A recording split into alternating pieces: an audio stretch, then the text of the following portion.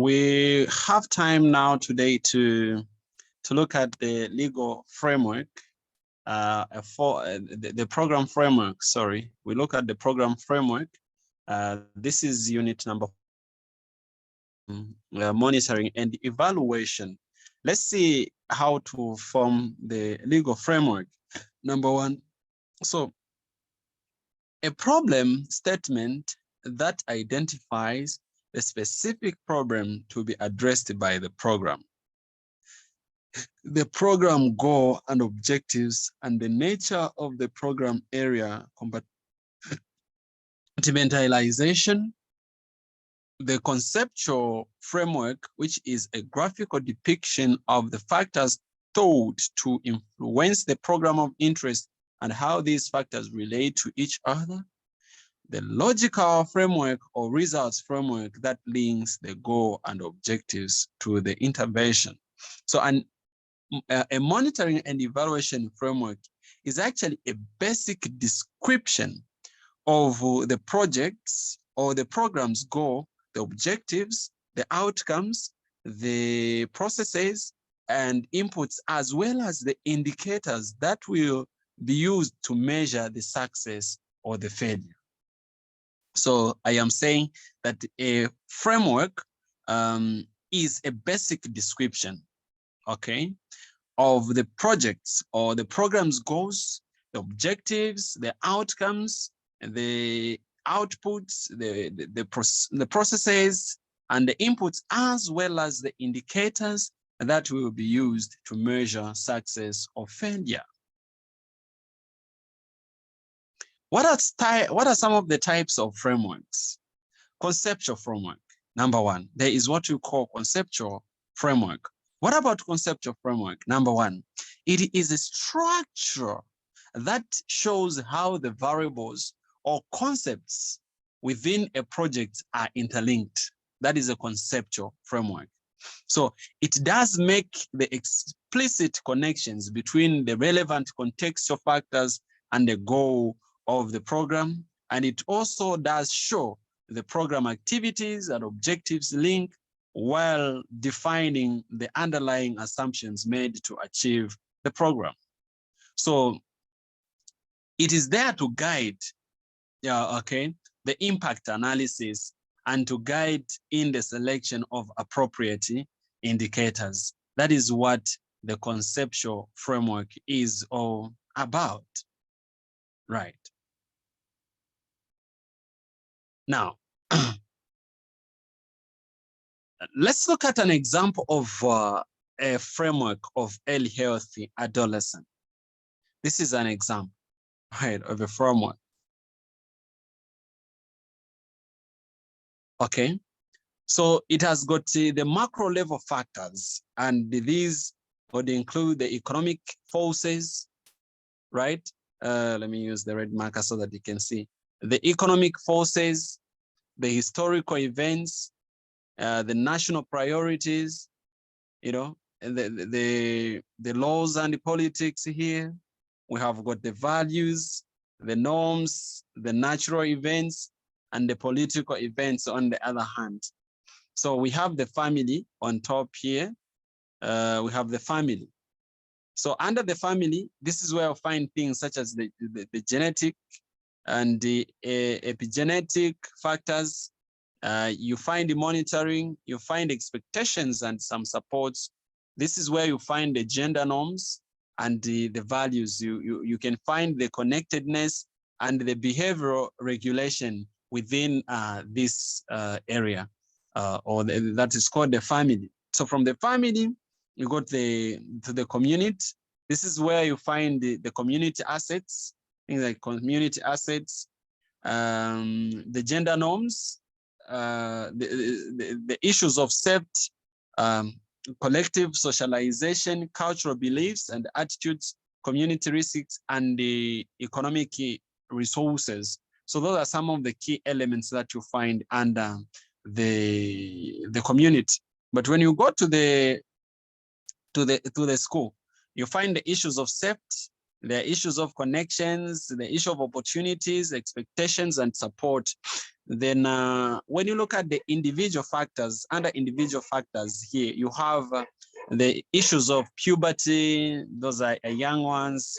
Issues of puberty, neurodevelopment, cognitive maturation, impulse control, aspirations and expectations, stress response, resilience. Those are some of the things, some factors that hinge around the individuals. Then you find the peers in between. This is where you find the normal values, the friendships, network, the behaviors, and the expectations. So these are interlinked all together. Look at the way how they move. They all pour into one thing, all right? They all lead to the engagement learning, emotional, physical, and let's say the positive self-actualization, life and the decision-making skills. All those things, they'll culminate into those, right? All those factors. Now,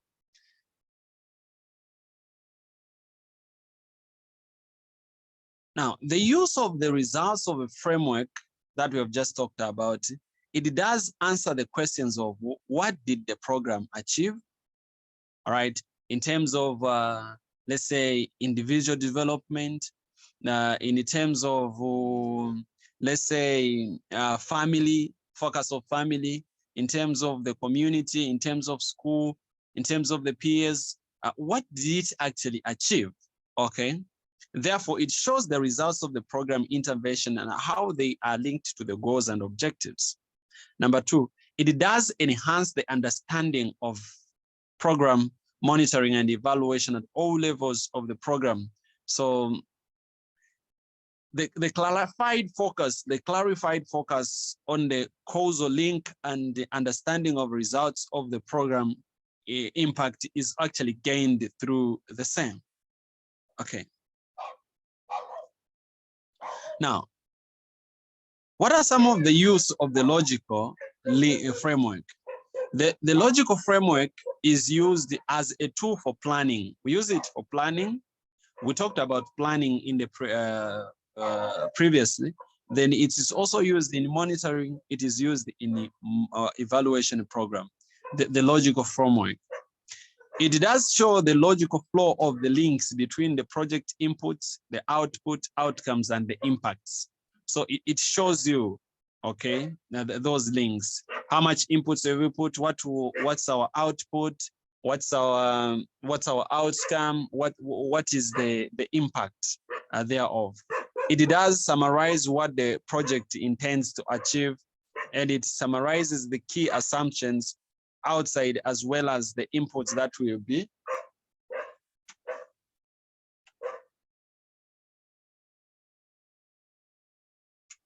okay, as well as the inputs that will be monitored and evaluated. Okay. So now, looking at when you look at the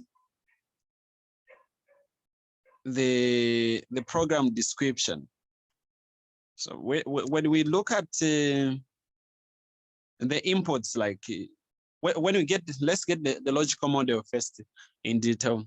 So the logical model actually is a model, right, that presents a clear plan of how the resources are used in the project. It illustrates the linear relationship flowing from the inputs, from activities, from outputs, and from outcomes. That is what it does. So it illustrates the linear relationship flowing from the inputs, flowing from activities, flowing from outputs, and flowing from the outcomes.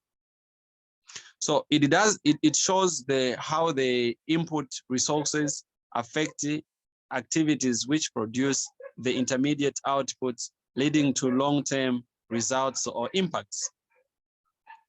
Now, the use of logic models, it is actually used in measuring the final outcomes or results. It is used to evaluate the effectiveness of a project, and it does provide a clear interpretation of the planned use of resources. So it is used the logical model is used in measuring the final outcomes or results. It is used to evaluate the effectiveness of the project. It is used to provide a clear interpretation of plan and the use of resources. And when you look at the inputs themselves, right? The inputs refer to the resources that are required in carrying out activities. So the characteristics of these resources would be, number one, they are limited, right? They're depreciable, they can easily diminish, they're degradable. These are the resources that we have. And actually you have the issues of the quality on these same resources, the quantity, the types of the resources would be maybe the human or knowledge, let's say skill, and the finance as well. These would also fall under the types of these resources that we are talking about. Equipment and technology is also part of those resources. Land, where you have things that are like the buildings, the forests, wildlife, among others. Those are examples of the inputs, the resources themselves. Now, the activities, these actually, they involve what must be done to achieve the output. Get it? What is it that should be done to achieve the output? Those activities. So the characteristics of the activities are, number one, the activities require or consume resources in their execution. All right, they need resources. You need resources for you to carry out the activity. The activities usually take more than one resource. They usually take a lot of resources. The activities, take time and space. Okay, and usually there is some sequence specific and that is specific and sensitive to the outcome. The same activities that we are talking about, they are process sensitive actually. So we've talked about we talked about the inputs. We have talked about the activities. Now we can also talk about the outputs. These are products. Get it? The products and the services expected to be delivered by the project after the intervention. Mind you, or maybe let me just be quick to remind you that the outputs are not the same as outcomes. So follow nicely. The outputs, these are projects, or these are products, sorry. They are the products or services that are expected to be delivered by the project after the intervention. Those are outputs. Now, some aspects of these outputs or characteristics would include the following, right? Number one, these outputs, they are direct results of executing project activities. So when you execute the project activities, you will have the outputs. Now, a project can and actually should guarantee these. It should guarantee the outputs. Now, their quality is a function of the quality of inputs. So the quality of the output actually is dependent on the quality of input that you assemble actually. So now coming to the outcomes are the intermediate results expected after the project is conducted. So for example, the changes that can be observed, let's say behavior, changes in resource statuses of the target population, institution change, among others. These actually are the changes that we can manage to observe. And these are examples of what we are talking about, right? I'm saying the outcomes, these are intermediate results expected after the project is conducted. The outcomes, they are intermediate results, okay? They are not products, they are not outputs. These are just the outcomes are usually intermediate results. For example, we can say the changes can be observed maybe in behavior, the changes in resource status, in the target population, and in institution change. Like they're just in between, okay? They are not really the products. What about the impacts?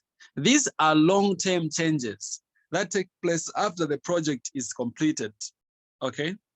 So it is the change of state or improved condition towards which the project is, making a significant logical contribution, right? That is about these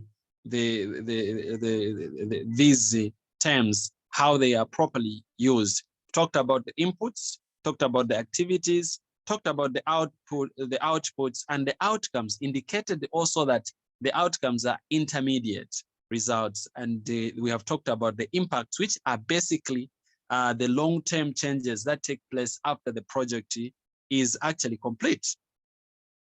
Right. Now let's look at some of the examples of a logic model. So you have the purpose and mission of your program, effort and initiative on top. Let's put number one, the inputs. So when you put the inputs, okay, or the resources, the raw materials that can be used for the program, the constraints, the barriers to the program and objectives are set here. Then you have the activities, what the program does with the resource to direct, the course of change. Those are the activities. We have the resource, and then what do we do? Okay, what the program does, with the resources that we have. Those are activities. And then you have the output, so which is actually a direct evidence of having performed the activity. Now that you have performed the activity, what is the output? Then you shall have the effects, right? Which are basically the effects or the outcomes. These are consequences, the impact of having action. Usually they're intermediate, right? Short term and mid term. Is there any question? Now, one of the things that is very, very important to be looked at is the issues of the indicators. As we perform the project, there should be some indicator that should be helping us to as we are moving. So in the next session, we'll spend most of our time trying to look at those key indicators.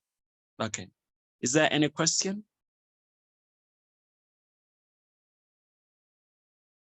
Okay. If there is no question, you can end here.